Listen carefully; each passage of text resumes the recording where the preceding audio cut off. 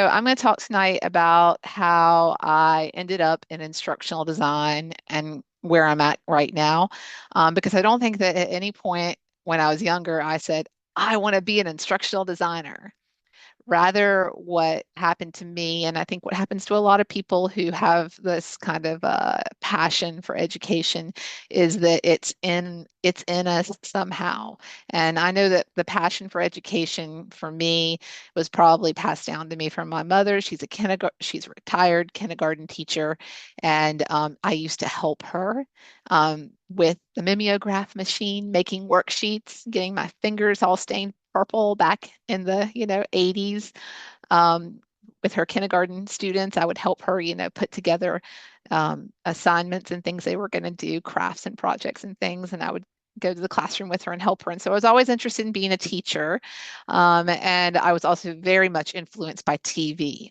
And so at a very young age, probably way too young, I saw Indiana Jones. Definitely. And I'm like, I want to be a professor. Professors have the most fun. Okay. So I'm like thinking I'm going to be Dr. Keith Lee. That's what I was thinking. Although I wasn't a Lee at that time, I was just Keith. I was going to be Dr. Keith. Definitely. I wanted to be a professor. So I knew I wanted to work in higher ed. I was influenced by my mother. I was influenced by the media, several other movies that depicted professors as being very glamorous and exciting, made those things even more interesting to me, I remember. And so this is where I'm actually at right now. And how I got here is an interesting story that I'll tell you all tonight, and hopefully it can help you all because there was some big moments where I realized that moving into instructional design was a really smart move for me, and it helped fulfill a lot of the things that I wanted for my job, but it also helped me help other people in the ways that I wanted to. So right now, I've been at UNC Charlotte for 13 years. Okay, and we'll take a look at what that looked like because I've been in three different positions at UNC Charlotte. But currently, I'm an academic technology support analyst with the Office of One IT. That means I'm your Canvas administrator. I take care of your Canvas system, and I also take care of all the ed tech that you may use in your classroom, such as Poll Everywhere or Respondus Lockdown Browser. I'm your administrator for all of those tools. I'm also an associate graduate faculty member in the Cato College of Education in the Learning Design Technology program, and I teach visual design of instructional products, which was an elective a few years ago, but is now going to be a requirement for all of the programs coming out of LDT, and I redesigned that course using my experience as an instructional designer to do that. I'm also affiliate faculty with the School of Professional Studies, and I teach their certificate, their instructional design certificate program that they offer to the public through continuing education. And I also work at the system level. I work with Dr. Heather McCullough at the UNC System Office. She's over teaching and learning and technology, and I'm one of three people who are facilitating a faculty learning community about teaching and learning with generative AI at the system level. And then if I wasn't busy enough already, I agreed to be the institutional representative for the North Carolina American Council on Education ACE Network for UNC Charlotte. And so we'll talk about how all of this came to be. But this is where I am right now. And so I am Dr. Keith Lee. Yay, I got to my goal. And actually, I will say right now, I'm living my dream job, which um, over the years that changed what I thought a dream job would look like. But what my dream job looks like right now is that I'm full time in education in an administrative role, and I get to teach 1 to 2 classes max that I'm passionate about for graduate students, meaning I'm going to have a smaller class size. So I'm living the dream. It's good.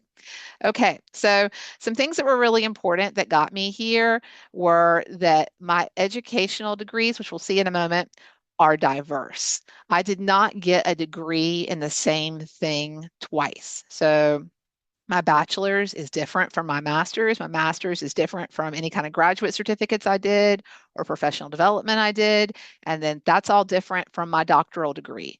Like the Learning Design Technology program really tried to get me to switch to get the doctorate from them, but I wouldn't switch away from educational leadership, which is what I did my doctorate in, because I wanted that diversification. And so I think it's important to look at what degrees you hold already and what degrees you may add if you're thinking about adding additional graduate certs or a master's degree or a doctorate or any kind of other professional training that you are diversifying yourself. So I think that's important. I also always looked for opportunities to teach, to help others. Someone's asked me once, like, what's important? What's the most important thing to you in a job? And I said, with at the end of the day, I'm helping others learn. That's all that I need to keep going and feel good and happy. And so saying yes to any kind of professional development that anyone would offer to me, or even advocating for myself, asking for professional development is important.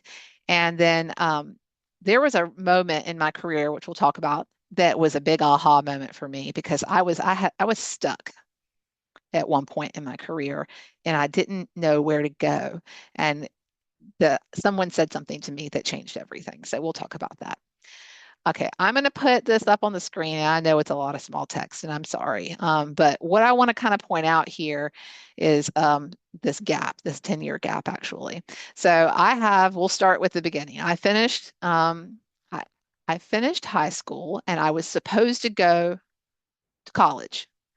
And I had toured several colleges here in North Carolina, and I was unhappy with all of them, but my parents wanted me to pick. I picked UNCG, but I didn't want to go to college for some reason. I wanted to party and work.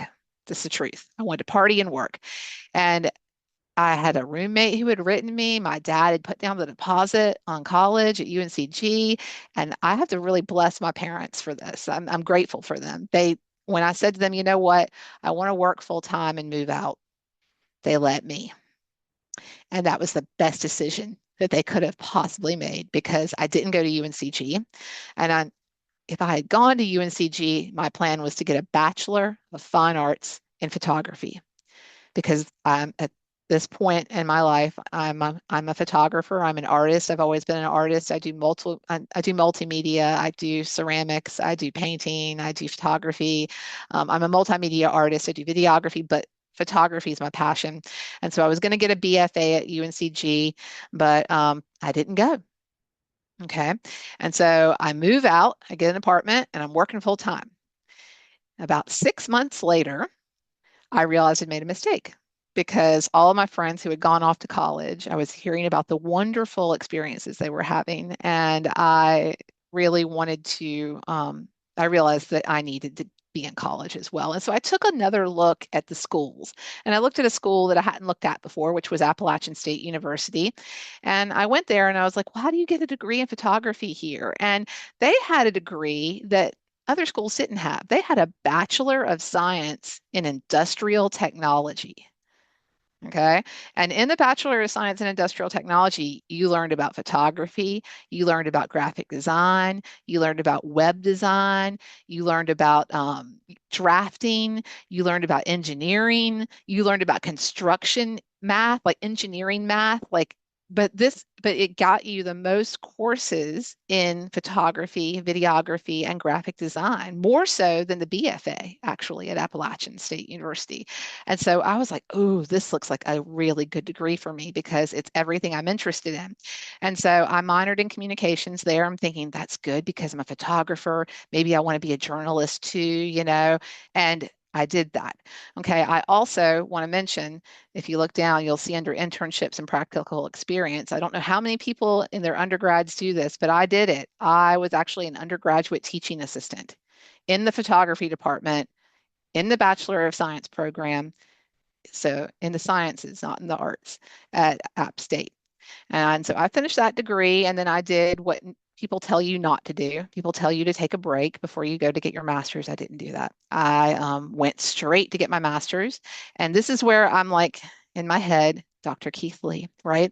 I wanted to be a professor of photography. So my dream job at this time, at this moment was professor of photography, going to follow that timeline, assistant, associate, full tenure, sabbaticals, all of that, all the things that are glamorized about being a professor because I love teaching.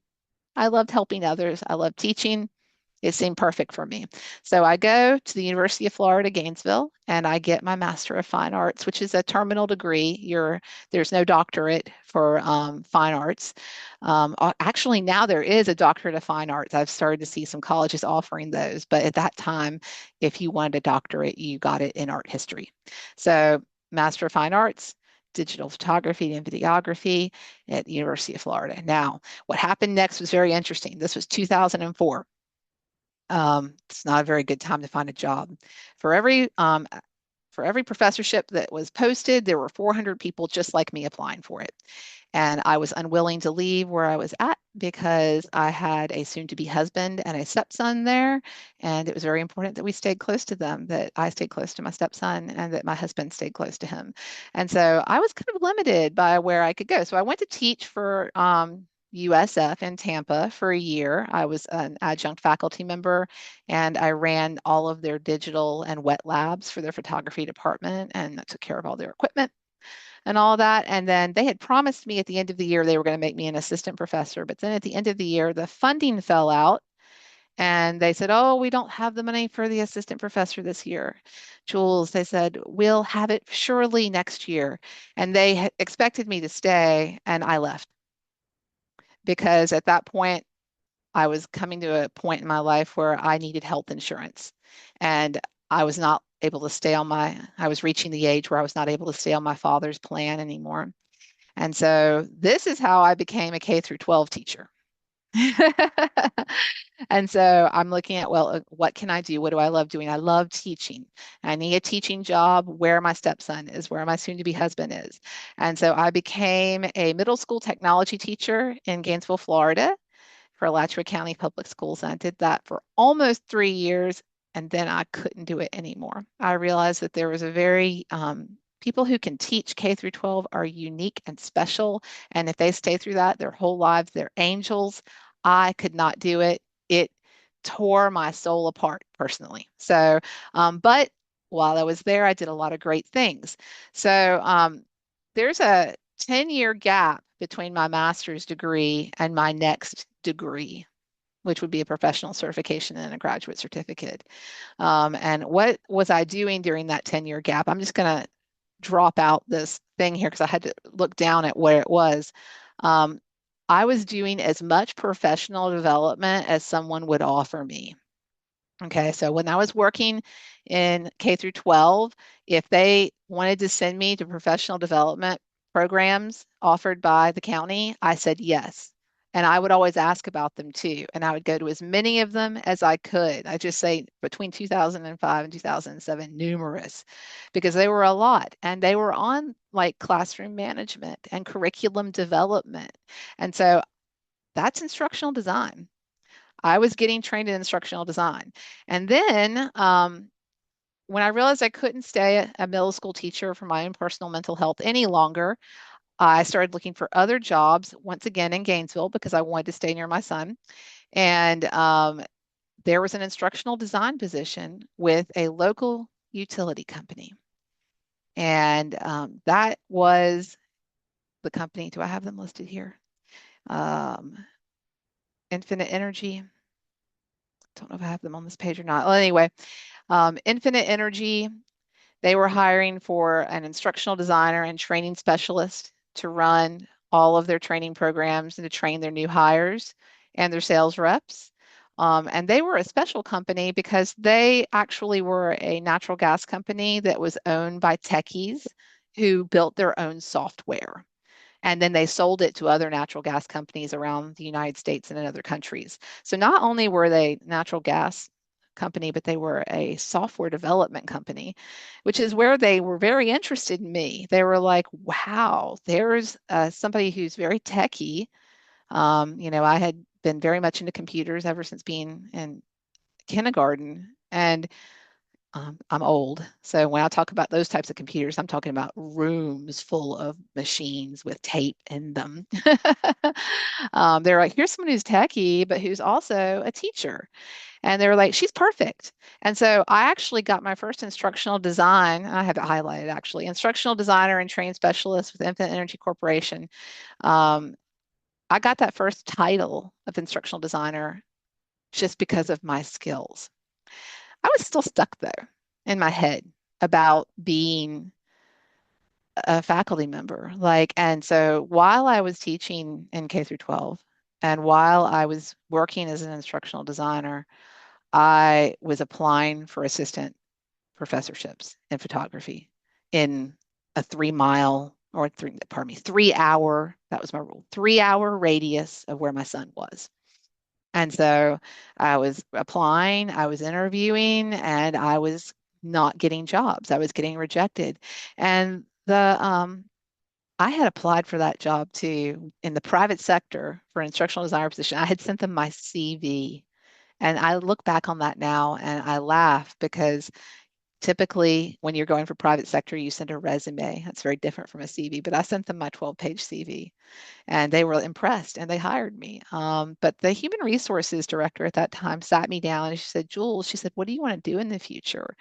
And I said, well, I don't know. I really want to be a professor of photography, but I keep getting rejected. I keep not making it to the final cut, and I don't know what to do. And they were like, "Do you like what you do for us? Do you like being an instructional designer and trainer?" And I said, "Yes, I love it." And they were like, "Write down all of your skills, okay, and all of your competencies." And so it was like having this like workshop with the HR director, and I'm writing down my skills, my competencies, and she started pointing to things, and she started telling me you can take these skills and competencies and you can frame them to fit many different jobs, not just an instructional designer, not just a trainer, not just a teacher, not just a professor. You could do almost anything you wanted to with this skill set. And that was this big aha moment for me. It was a big light bulb moment when I realized that I didn't have to, I felt very much like a failure not being a professor after I'd gone through everything for that. And then I stopped feeling like a failure. And actually I stopped applying for assistant professorships at that point. And I really dug into instructional design because I was having so much fun with it. And so while I was at Infinite Energy, they sent me after that to formal instructional design certification program with the launch of an institute in 2010. I'm highlighting that down here. And they also had me do some IT training in business analytics here with the Pearson Requirements Group. And they got me a lot of training that then helped me to actually come back to higher ed. And so after my daughter was born, about 2 years, she was 2 years old. My son had gotten much older. We moved back here to Charlotte, North Carolina, where I'm from. I'm actually from here. We were in Florida at the time. And we moved back here. My daughter was 2. And I got a job with human resources at UNC Charlotte in the Learning and Organizational Development Department as a learning organizational development specialist, which required you to be able to do instructional design, to be able to train, to be an educator. And so, again, those skills that I had, and I came in learning and organizational development specialist at UNC Charlotte. And I was in that role for about 5.5 years. And everyone knows, I tell my boss now, I said, I have a 5-year itch usually. If you have me doing the exact same thing for 5 years straight and I'm not able to grow skills and change what I'm doing, I feel stale and I need to grow. And so I got very lucky. Sam Inman, who had been with the university for, I believe, 30 years, retired from the Center for Teaching and Learning in 2017. And I applied for his job, which was an instructional designer and academic technology specialist with the Center for Teaching and Learning. And I got that job and loved it. Things just took off from there. Now I'm writing grants. I wrote and received grant money to build active learning classrooms, started doing my doctorate at UNC Charlotte using tuition waiver, and also I did a graduate certificate at the same time. I double dipped basically. I used my electives to do a graduate certificate in instructional systems technology because I figured I need something formal for something I've already been doing since 2007. And so I got a graduate certificate in instructional systems technology, which was instructional design at that time. And then I started a doctorate, and I chose the doctorate in educational leadership because I had started to recognize at that point that if I was going to get another degree, it needed to be in something adjacent to, but not the same as a former degree that I had. And so that's why I got my doctorate in educational leadership, which I got that in 2023. And so I had been with the CTL for a little over 6 years, and I was offered an associate graduate faculty line, part-time, one class in learning design technology, teaching visual design of instructional products.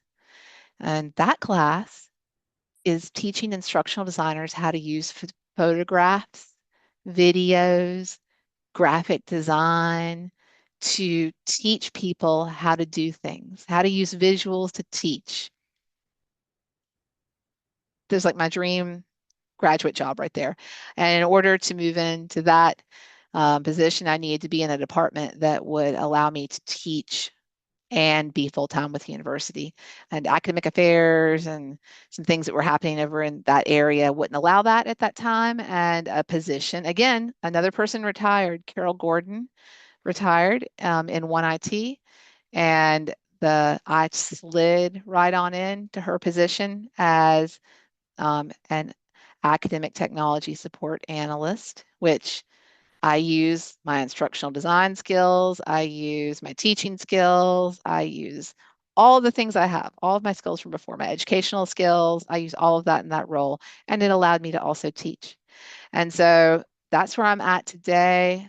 I have all kinds of other things going on. I'm going to talk about saying yes and no here in a moment because I'm starting to learn how to say no because I say yes to too many things now. I've gotten to the point in my career where, I think saying no sometimes is important, but things that I did along the way. I definitely was an undergraduate teaching assistant at App State. I did my internship at the Light Factory, which is one of the only photographic museums in the southeast of the United States.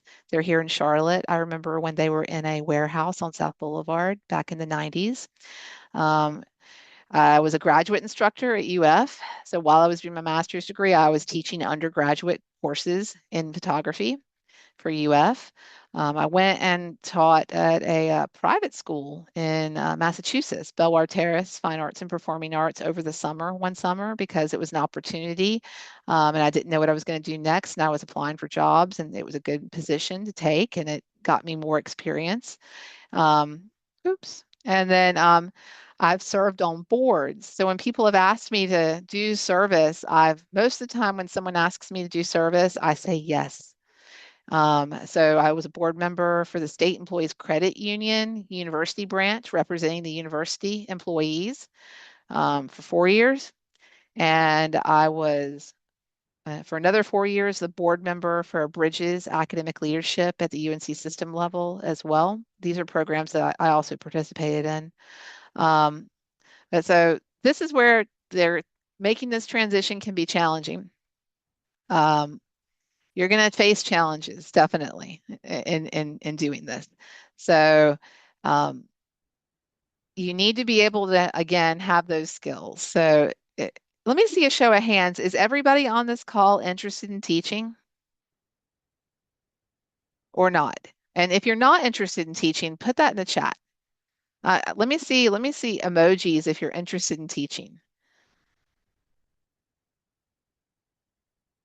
Okay, let me ask another question. Let me see emojis if you're interested in being an instructional designer. Okay, I'm not seeing emojis. This is interesting. Okay, so the reason why I asked that is because most instructional designers that I've talked to, and I've been on multiple search committees, they come to instructional design from somewhere else where they are doing something involved with education. or something involved with educational technology or technology that can fit into educational technology. These are where I see most people come from. Let me look at the chat and see. Ooh, we got lots of questions. Okay, I'm going to let you guys unmute here in just a minute and ask questions, definitely. Um, yeah, okay, we got some people who are interested in teaching, some people who are interested in moving into instructional design. Yep, awesome. Okay, yeah, so this big, your skill set, sit down and make a list of things that you can truly say you're skilled at. That's important. And then where are the gaps and look to fill them. If I go back a page, actually, let me hit backspace and let me escape out of here just so we can see that what was Jules doing during that 10-year gap that I have down here at the bottom. So I was learning how to, this was back when Moodle was a learning management system and it was completely open source and free. And I was building a Moodle LMS for a company and getting administrator training on that. I was getting instructional design certifications. I was getting Franklin Covey, Seven Habits of Highly Effective People Facilitator certifications. I also do Covey there's another coverage program that's name is slipping my mind right now that I also run. I was getting certified for doing the DISC assessment. I'm certified as a targeted selection facilitator, so I can teach managers how to do what's called behavioral based interviewing.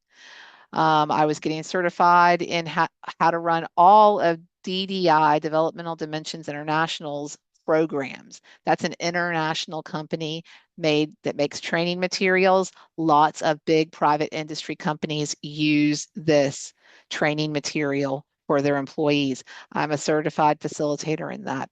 I was getting certified in how to MBTI type people. So I know how to do MBTI. I was learning about information mapping, which is a way of organizing data to teach people how to do things quickly. I was attending, leadership programs. When the North Carolina Office of State Human Resources needed an equal employment and diversity fundamentals facilitator years ago, I got certified in doing that. I learned how to become a certified learning and development architect. Um, Columbia's program on inclusive teaching, the Online Learning Consortium's project management for instructional designers programs. These are all things that I was doing, along the way to where I am today. And I'm still doing professional development.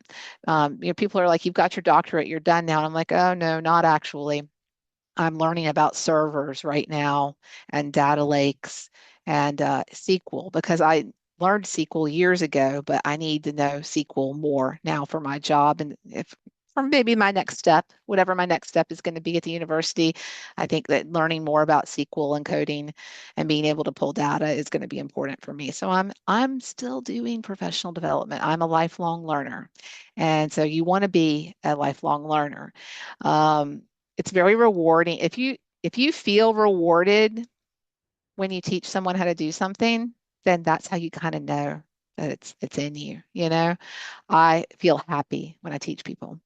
And so things I want to say, career considerations here, work-life balance is really important.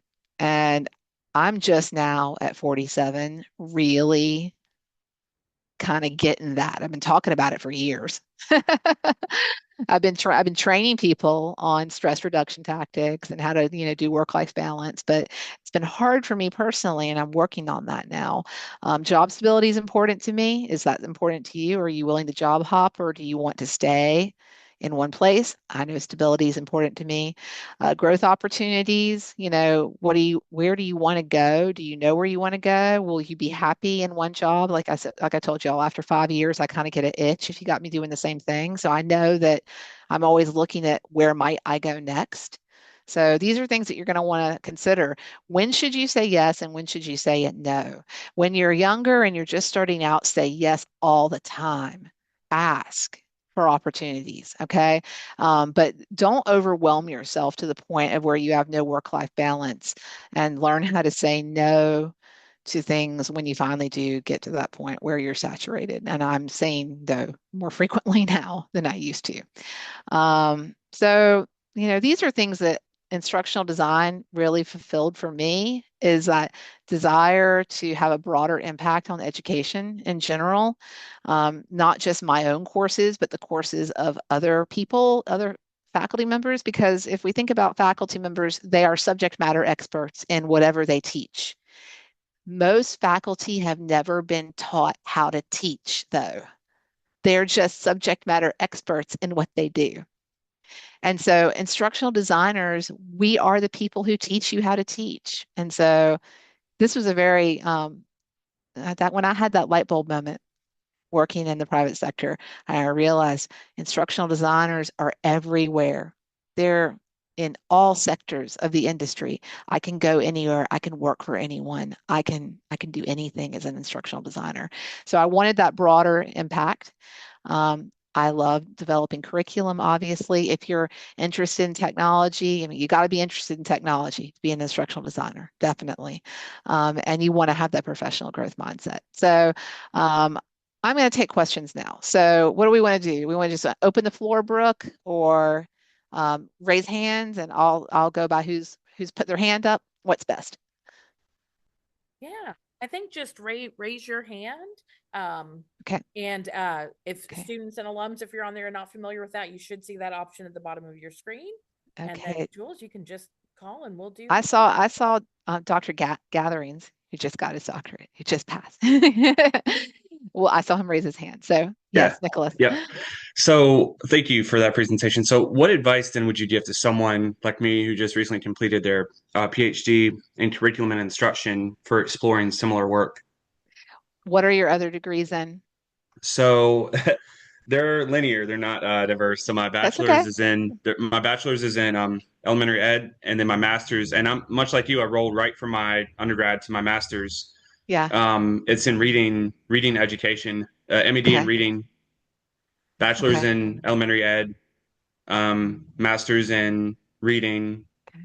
and then graduate certificate in self systems and social transformations, which is formerly the anti-racism grad cert, Yeah. and then PhD in curriculum and instruction with a focus on curriculum and educator development.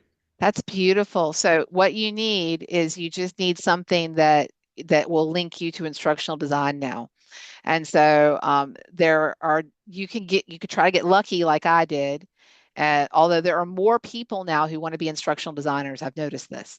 I'm teaching that instructional design certificate for school professional studies, and there's 35 people in there who want something saying that they've done instructional design training to help them then transition into an instructional design role. So I will say that the field is more competitive now.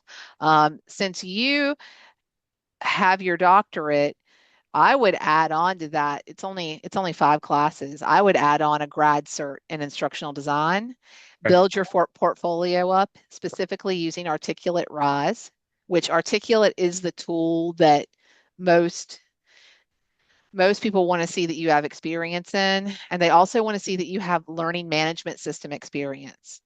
So you can build courses in a learning management system, be that Moodle, be that Canvas, be that Sakai or Blackboard or anything. So you want to get experience in a learning management system. You want to get experience in Articulate.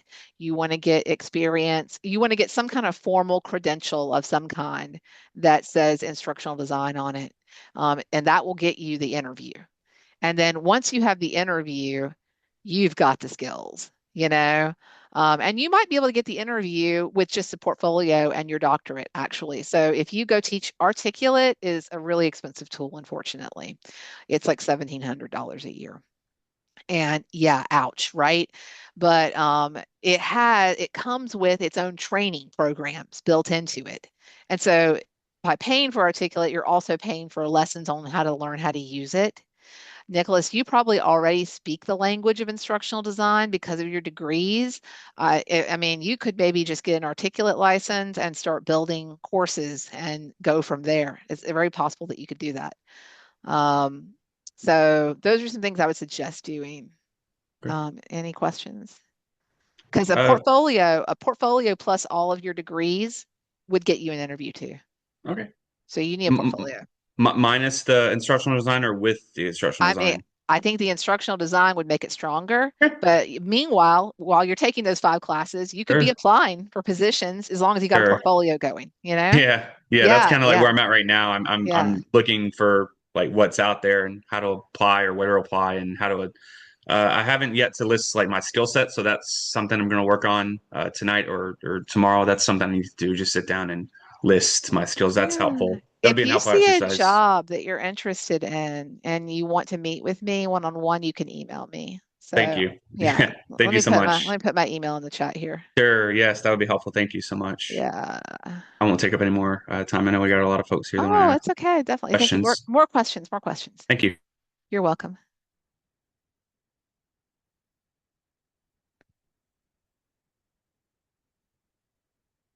Mm.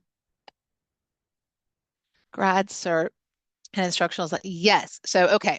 Two things. The course I'm teaching right now, which is through continuing ed and is a certificate, it's a continuing ed certificate in instructional design. The entire time you're in class with me, you get a license to articulate. And it's a 10-week class. So for 10 weeks, you would get a certificate plus 10 weeks of access to Articulate to build stuff that you could then create a portfolio with. That's one way you could do it. If you go the academic route and you do the grad cert in learning design technology, focusing in instructional design with College of Ed here at UNC Charlotte, we have 25 licenses. Dr. Oyar's in my chair just sent out an email about this the other day. We have 25 licenses. She usually lets people know when they're up and they're available, and it's kind of like a first come, first serve basis. And so, yes, if you're in one of the graduate programs uh, at UNC Charlotte, will be able to get access to Articulate probably.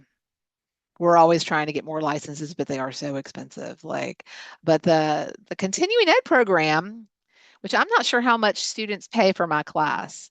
I think it's maybe $2,000 or less. But while you're in my class in the fall, and I teach it in the fall, and my colleague, Dr. Paris Coleman, teaches it in the spring. She's teaching the next section. Um, you get a license to articulate the entire time you're with the class, and then you got to download all your files and save them because you lose access at the end. Good question. Yes, please do connect with me on LinkedIn. Yes, yes, yes. Let me see. Did I miss any other questions? Or does anyone want to raise their hand? Okay, yes, Sheila. No, I have okay, so the first question is just more so of like, I think the struggle now is that it's like you're in school and you're working full time as in your current job, but it's like finding the practical experiences while working and being full time, I think is difficult to navigate. Mhm. Obviously, because I can't do a full-time internship, without me sacrifice me, giving up my job or whatnot. So it's like, what advice do you have? Because I think that is a real thing that most, if What's your current job? I'm an academic advisor, That's at right. UNC Charlotte. Mhm. Okay. And so you've got tuition waiver benefit on your side. I do. So that's why I chose the graduate certificate program versus the Yes. continuing one because they don't support, Yes. And the continuing. you're way my, and I would recommend, especially since you're working full time for UNC Charlotte, I would roll that after you finish the cert, you may decide that you want to finish and do the graduate, the master's as well. That has been a thought as well. Yeah, I would recommend that because what will happen is you're going to start getting even in the cert, but definitely in both of those, anything you do through College of Ed, the projects that you get assigned, use your work to Hmm. create the project. So make something that is helpful for you as a career advisor that you can use in your department and with the people that you speak to. Design that stuff for your academic projects. And what you end up doing is you end up connecting your degree to your current job and you end up building a portfolio. Yeah. So I would recommend doing that.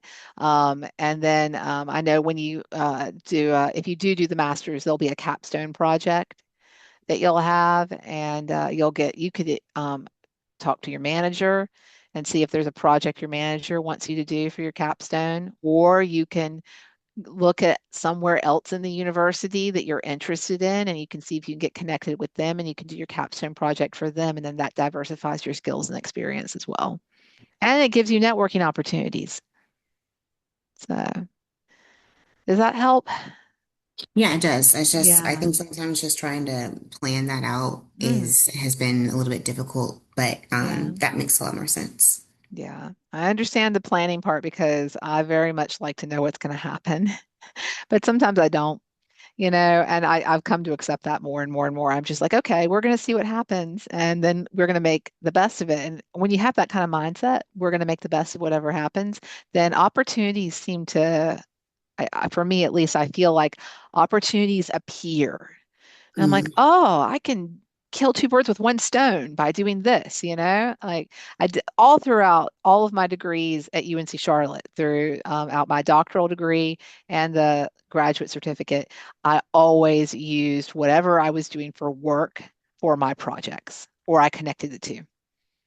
yeah, Yeah. leads me to my next question of just like, I know that you can be an instructional designer in corporate settings, you can be an instructional Mhm. designer in higher ed settings. So I guess what do you feel like is the difference between the two and what made you like lean more towards the higher ed setting? I'm so glad you asked this question because I've worked in both. I've worked in the private sector and I've worked in higher ed. I will say something about the private sector. Um, they are very unique, and it will depend on the size of the company and what their training programs look like. So the company that I worked for was a smaller natural gas company, software company. We had 3,000 employees total. I guess that's smaller. Yeah, that's actually fairly large. But I'm going to compare them to Duke Energy here in a minute. So, so Infinite Energy, smaller natural gas company, um, they had me doing everything.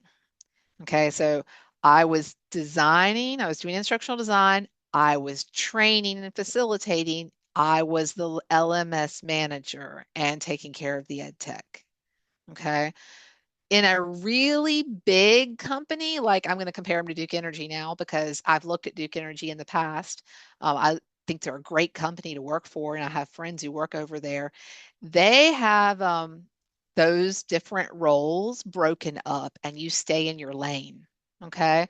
So if you get hired to do instructional design at Duke Energy, you are designing courses for the facilitator, a completely different person, to then deliver to the employees. And the facilitators don't design, they just teach. And then there's an LMS administrator who is completely separate from the facilitators and the IDs too. And their whole job is to administer the LMS and then probably take care of the ed tech too. So really big companies like Honeywell, other places like that, they are probably going to have more roles that are connected. They're adjacent to each other. They work together, but you stay in your lane and you only do what you're hired to do. Um, Things move much faster in the private sector. And for instructional designers, that can be frustrating because we have a process we're going to follow.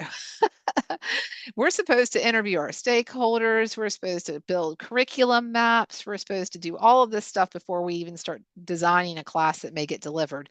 And usually in the private sector, leadership says, we want this in 3 weeks, or we want this next quarter, and they may not give you enough time to do things the way you were taught to do them. And so things go faster than in the private sector than they do in higher ed. The appeal to higher ed is that you're in higher ed. It's about academia. It's about continuous learning. It's about, staying true to pedagogy and andragogy, and that's all very important. And you're talking to other academics, and so your subject matter expert is maybe not someone selling gas in the trading room, but it might be someone who's teaching business courses and finance. And you're working with them to help build their Canvas course for next semester. And so, things are on a different timeline. You're very much on that academic calendar timeline when you work in higher ed. I will say things are probably a little bit more flexible too in higher ed, and you may do more overlap of those roles that I mentioned earlier in higher ed. And I did all of those things I'm your LMS administrator right now, but if a faculty member gets me on the phone and I'm looking at their Canvas course and I see things that they could improve about their design, I usually talk to them about it. And so I end up doing ID consultant work anyway, even though I'm no longer in ID in Center for Teaching and Learning. I still am helping them with that. And I'm still helping with ed tech, even though I'm not like the senior instructional technologist at the Center for Teaching and Learning anymore. I'm still, I'm the admin for all that ed tech. And so I'm still helping advise faculty members and staff members who come to us as well on that. So I think that's the biggest difference. Does that answer your question? Yeah. Yes, it does. Thank you. That's a good one. All of my students that I'm teaching right now had that question. And I had I had Season Jameson from Duke Energy come speak to them to show the private sector side of things. And then I had Dr. Beth Oyarzen from Learning Design Technology come and talk to them about the higher ed side of ID work. You have a little bit more control in the private sector because when you're working with the SME is supposed to give you info and then you go and you do what you're going to do with it. And the SME can't be like, the SME can't argue with you about the design. Faculty have academic freedom. We have academic freedom. And so we might argue with the instructional designer about the design of our course. That's another difference, I think. Let me see. Ooh, okay. One I think new. I saw kind of a reference to it a little earlier in the Yeah. chat, but especially maybe for students who are undergrads or maybe less familiar about instructional design, Mm-hmm. can you do like a 3 to 5 minute, like, what is that like? What is a day like in kind of classic instructional design roles? Mm-hmm. So instructional design, you are building um, curriculum that teaches a student how to do something. And when I say curriculum, that could be it's a lot of things usually. If we're building a course, an entire course, then the course has to have a structure to it. And if everybody's who's in school right now, if you think about your modules in Canvas, though that's your course structure. Your teacher or an ID who worked with your teacher decided, okay, if the topic of your course is Biology 101, what are the different things that we expect students to learn who complete Biology 101? What are the learning objectives? And so we're identifying what the learning objectives are for a course. And then we're chunking those down into modules. And we're deciding, okay, what topics are we going to cover in what order? And then the modules have module level learning objectives. And each learning objective needs to have an assessment of some kind built so we're designing assessments as well that show that the student under, understands the content that was covered in this module and can show that they understand it. And then when they understand all of the modules, then they understand all of Biology 101 and what they're supposed to understand for that whole course. And so if you think about it like that, you're designing this entire, it's almost like a tree, like a hierarchical structure. There was a word that it's scaffolding. You're scaffolding out the design of a course, and then you have the assessments, and there are multiple assessments. There's assessments that are just checking for understanding, and there's summative and formative assessments. And so you're checking for understanding, and then you're also checking for mastery. And at the end, you want them to master whatever topic the course covers. So in a higher ed course, it might be Biology 101. In a private sector industry, maybe it's just fire safety.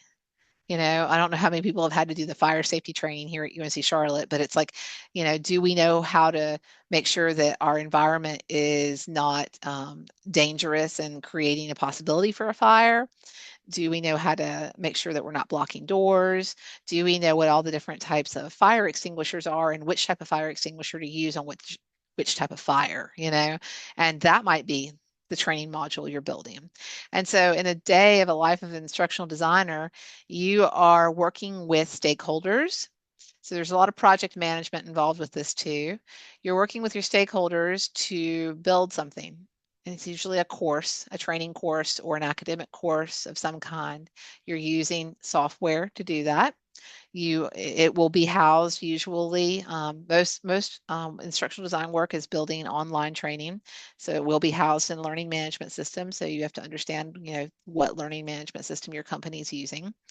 And you'll be working with subject matter experts, SMEs, who may be faculty members if you're in higher ed, or they may be, like I said, some professionals in whatever industry you're working in. If you are working for Eli Lilly, for instance, the pharmaceutical company, maybe they're building internal training for their customer service reps and how to answer questions about a certain new medication that they're coming out with, and you're designing an online module that helps the customer service representatives understand what are all the possible questions that they may get and what are the possible answers and what are the resources that you can provide and things of that nature.